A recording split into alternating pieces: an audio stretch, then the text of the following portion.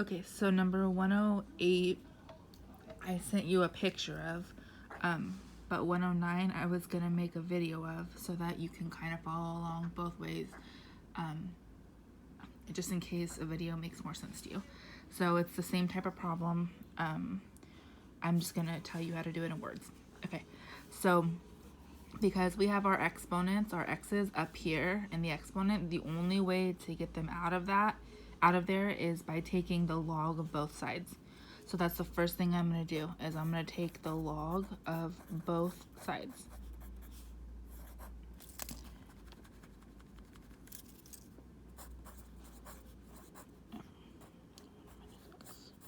Okay, and then by taking the log of both sides, it allows us to just use one of the properties of logs which lets us take this exponent and bring it down to the front. And the same with this whole entire exponent just gets pulled down to the front. It's just one of the properties of logs. You can't do it with very many functions, but with logs you can. So when you bring this exponent down, you're going to get x times log of 7/6. And then over here, when you bring this exponent down into the front, you're going to get 1 minus x times log of 9. And then what I'm going to do is, I don't need to do any distribution here, but here I'm going to go ahead and distribute this log base 9 to the 1 and then also to the negative x. So when I do that, log 9 times 1 is just log 9, and log times negative x is negative x log 9. Okay, so now I have x's in two different places. I have an x here and an x here. So what I'm going to do is those two terms that have x's, I'm going to put them on the same side. And then this term right here that has no x's, I'm going to leave it where it is. So what's the opposite of subtracting x log 9? Well, adding x log 9. And if I added it on that side, then I have to add it on this side too. So this side, they cancel out, and over here I have x log 7/6 plus x log 9 equals log 9. I just carried that part down right here. Okay, so now I've got both of my x's on the same side and then my term with no x's on the other side. So then what I'm going to do here is, since both of these terms have an x, I'm going to factor it out. And this right here is the most important line. This is how you turn two x's into one x. You factor it out. So if I factor out the x, then I'm going to have log 7/6 plus log 9. And then I still have that log 9 there. Okay, and I'm trying, remember this whole entire problem, I'm trying to solve for x. So if I have x times these two logs, well, the opposite of multiplying by something is dividing by something. So instead of multiplying by these two logs, I'm going to divide by those two logs. And if I do it to one side, then I have to do it to the other side. There you go. So I did it to both sides.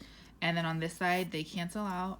And then the only thing I have left is x. So I get x equals log 9 over log 7/6 plus log 9. So that's your exact answer, but I think according to the directions, they want it estimated to 3 decimal places. So what I'm going to do is I'm going to go to my calculator and I'm going to type in that exact thing, but I'm going to have to use a lot of parentheses here because my calculator needs to understand that I want both of these in the bottom. So what I'm going to do is I'm going to do log 9, that's the top, and then I'm going to divide that by everything that's on the bottom. But remember, you got to have that parentheses. So in the bottom, I have log 7 divided by 6 plus log 9. Okay, so that's how it's entered. And then I hit enter, and then that to 3 decimal places is approximately 0.934. Okay, so that's the exact answer, and then that's the decimal approximation. And then remember, if you want to double check it, because that's always good to do, it doesn't take too long, you're just going to take your answer and go plug it in on both sides of the original problem. So plug it in here into your calculator, see what this side comes out to, and then plug it in here and make sure it comes out to the same number. So I'll show you how to do that really fast. So I'm just gonna take 0.934 and I'm gonna plug it in on the left and the right. So if I plug it in on the left, I get that. And then if I plug it in on the right, I get 9 times 1 minus 0.934. I get pretty much the same answer. The only reason that they're off a little bit, like this is a 4 and this is a 6, is because this is the rounded answer. It's not the exact answer, but it's close enough. It's still, they're both still 1.15, so you can see that it's the right answer. So this is just what you would do if you want to double check, which is a good thing to do on a test because it takes 10 seconds maybe to make sure that you have the right answer.